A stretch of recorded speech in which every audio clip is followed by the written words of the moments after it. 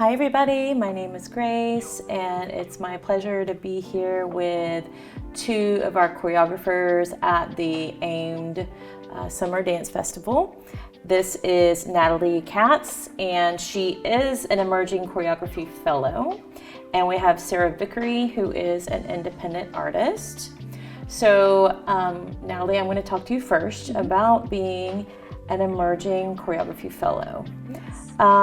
Could you please tell me how this experience, the fellowship, has been different from your other choreographic process experiences? Yeah, so I would definitely say the time that I was given to create something has been more of a smaller amount of time than I usually am given. So all of my past choreographic experiences, I've been given, at least 3 to 4 months to create something, to really dive into a process, to have, maybe 5 to 6 hours per week to really get to know the dancers, and most of the time I know the dancers beforehand. That's also something that has been different. And coming into this, I didn't know any of the dancers. I had about 10 hours to create something. So I had 3 hours for 2 days and 2 hours for the other 2 days for a 4-day span. So it was kind of like a little bit of a time crunch, but I really was adamant on not letting that affect the process and really just letting whatever happened happen, and whatever we created. So that has been pretty different from my last ones, just not having as much time to dive in. And I'm so grateful for the 10 hours I was given, but even I would love to have even more time with them to just keep creating even more. Absolutely. So how do you think that actually affected the process or the result, having such a small amount of time? How was your thinking different, or how were your choices different? Yeah, I really strive for a collaborative experience with the dancers. So when I walked in the first day, I told them what I was going for, what I was thinking, and I had them create some of their own phrase work. I had my own phrase work, and we really were just meshing everything together for 4 days. And once they created their own phrases, I was able to manipulate them into different ideas and different works and share them with the other dancers. And so going about it that way, I think gave us a lot to work with. I had just a big bowl of choreography to work with, and it also, I think, connected them to the work rather than me just spieling out everything they were able to create in it too. And also maybe making y'all more connected as well. Right. Because you were relying on them and y'all were coming up with ideas together, so it created more of a team. Right. That's really cool. I think that's a beautiful, amazing insight that you had, having such a huge difference in the amount of time than you're used to. Yeah. You really were wise with how you made that choice. That's really cool. So your biggest challenge, would you say it was those two things, having less time and not knowing the dancers, or was there something else? I think it was the time.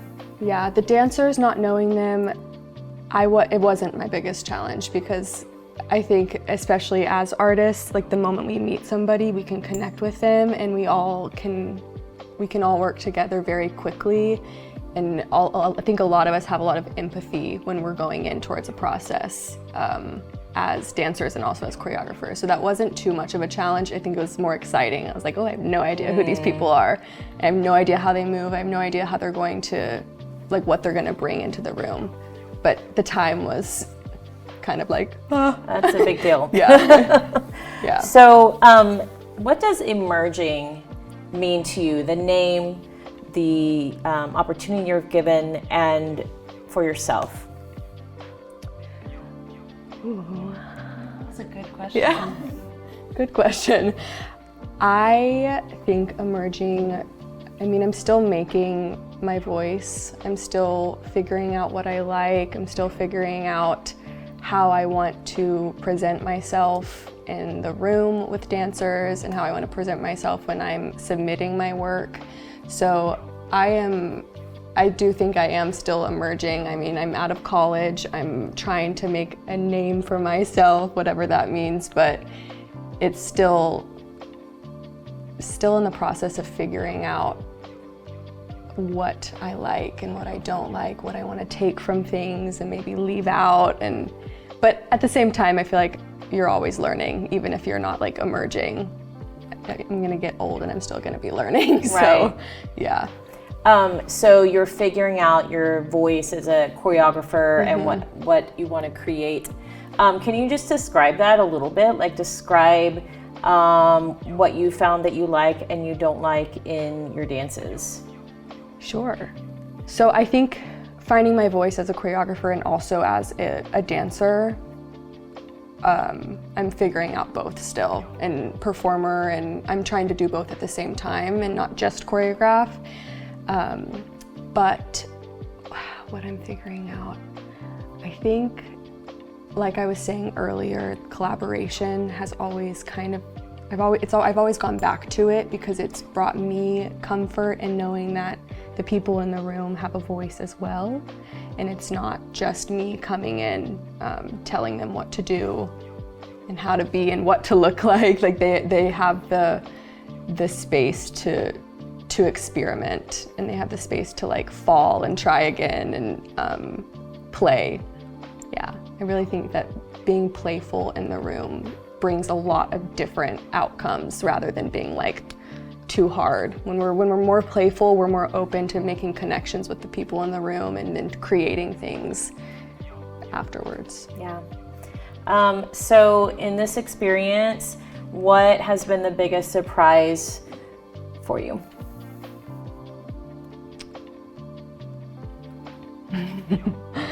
The biggest surprise. Good, bad, ugly, whatever. Let me think. I think the biggest surprise, maybe not, I mean, how willing the dancers were to be like, yes, let's do it. Like, I got it, we'll go for it. Because I also was kind of going for more of like this dance theater route, and that's not something that I usually go towards. I usually am more like contemporary modern, we're just doing movement, but in this work we're kind of adding our voices, and that's something brand new to me too.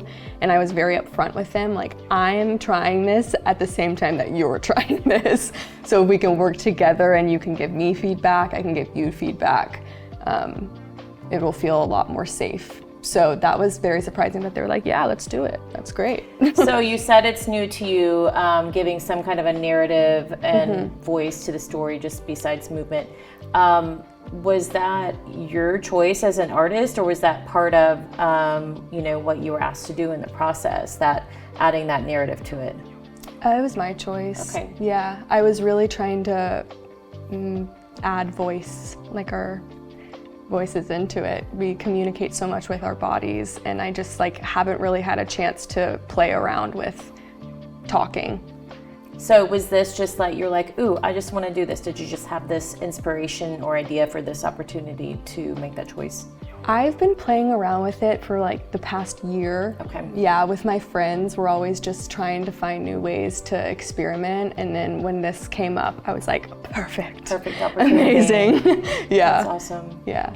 So not only did you come in here with a desire to challenge yourself in a new way, you were also given this huge challenge of a micro amount of time that you normally have, and then you work with new dancers. Yeah, so what do you think you're taking away? Like, how will you be changed after this?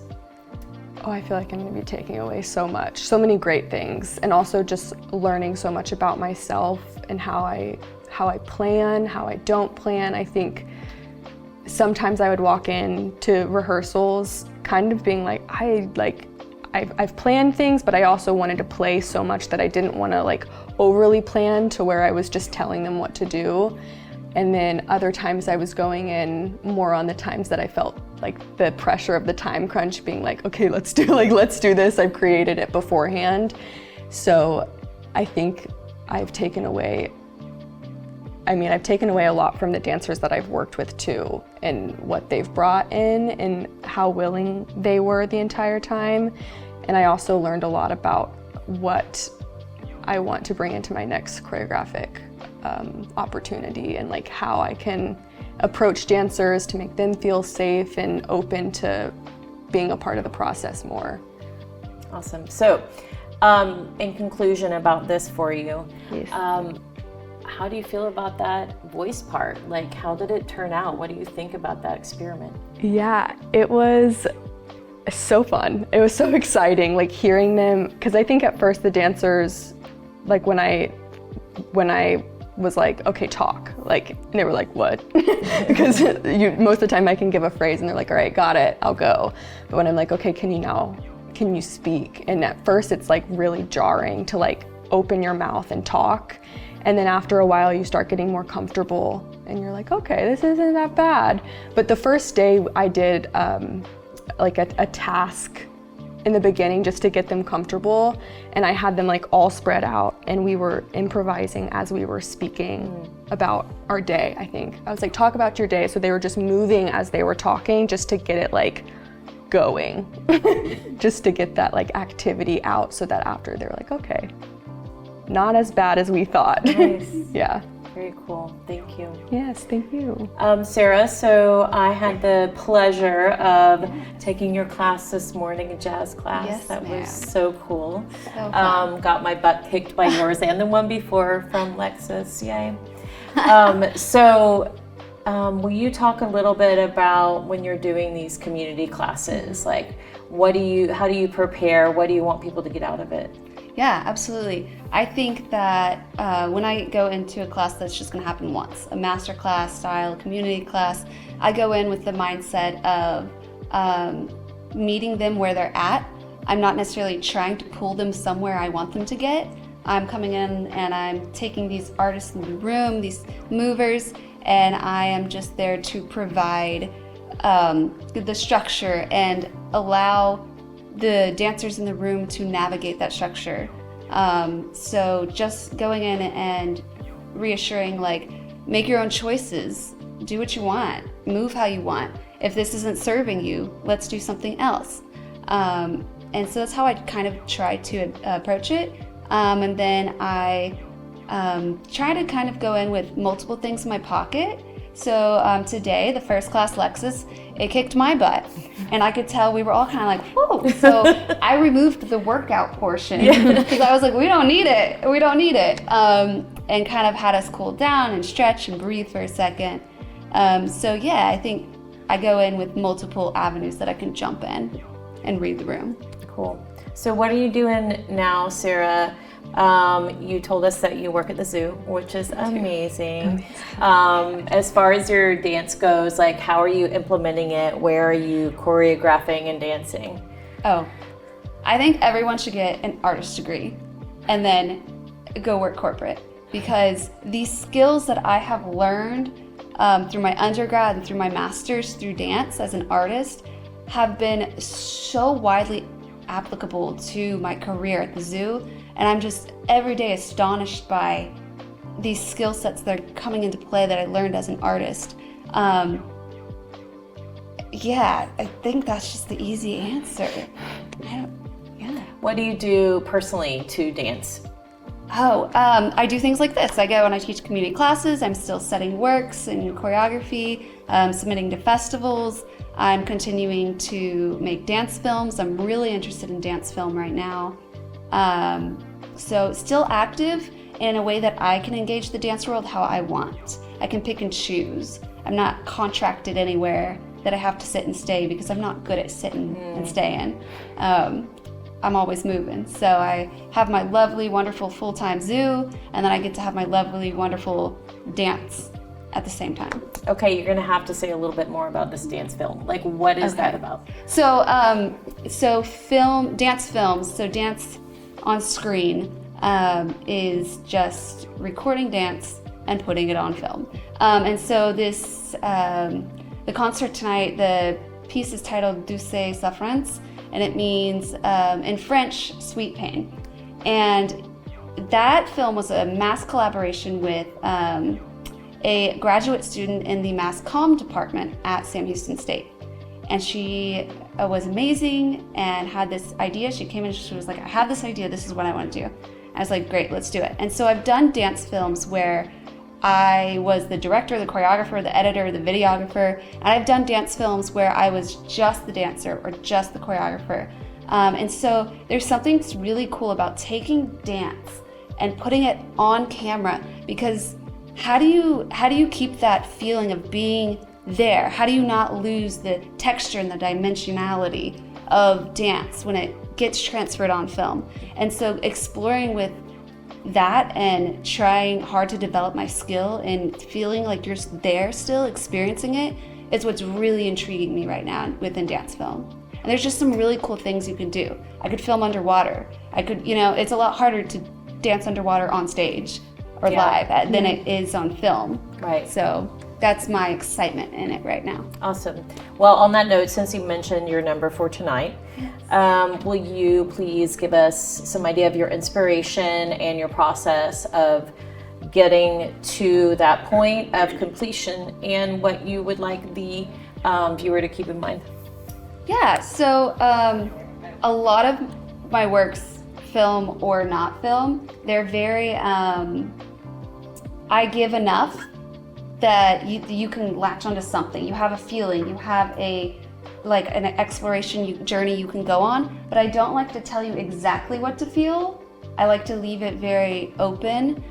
So when I met with the director of this film, she was I want to do something about a relationship. And I want to do it where there's pain, there's loss, there's suffering. But I don't want to tell them exactly what it's about. And so I will not tell you exactly what it is about for me, because I think that it's important as an audience member to find your own connection within a piece. And so I really just stayed with this this idea of loss and this within a relationship and this struggling with identity within a relationship and whether you're ready to embrace who you are in a relationship and how that affects the other human being in that relationship is really what that film comes down to. And we had 4 hours to create. I created it, we rehearsed. Sheena is the other dancer. She's a phenomenal dancer. She's from Canada, she's amazing. And she went to this process. We learned it 4 hours. We filmed in 8 hours, and it was done, hands off. And I did not edit it, so it was very scary to be like, "What's the product?" But they did a beautiful job. They did a really good job editing, and so interesting in a collaborative form also of knowing that the vision is not just mine, and so letting go of how I want it to be or what I think is best, and knowing that I have a voice but I'm not the voice, which I prefer, because I think you find growth within having different voices at the table, for sure. Awesome, thank you. Natalie, what's the name of your work tonight and what inspired it? Yes, it's titled Repeat Back to Me. And it was inspired by, feelings in life of not feeling heard or not feel like you're being listened to completely. And, there's a huge spectrum of emotion that comes with that. There's a lot of scenarios in your life where that's a funny thing, or it's actually really emotional, or it's really frustrating. And so we played a lot with different scenarios with the dancers, and that's kind of how they created their phrases, was creating a scenario in their head, whether it was in their life or it was made up, of not feeling completely listened to, and creating phrase work off of that, and then that's how we manipulated it. But it was, funny things from somebody having their headphones in and you're telling them a story and they're like, "Oh, what'd you say? I didn't hear you." And that kind of being funny, but you're also "Wow, I just told you so much and you didn't hear me." To the whole on the other side of the spectrum, really frustrating when you're talking to somebody in an argument and you know that they're not listening. So it has a lot of emotion in it, but that was kind of the basis of what we were going for, and playing with that feeling of not being heard and not being listened to, and then also like reflecting on if we're our best listeners to other people. Awesome. Yeah. Well, I'm so looking forward to seeing your pieces. Thank y'all so much for being here, and Thank you. we look forward to your art. Thank you. Thank you.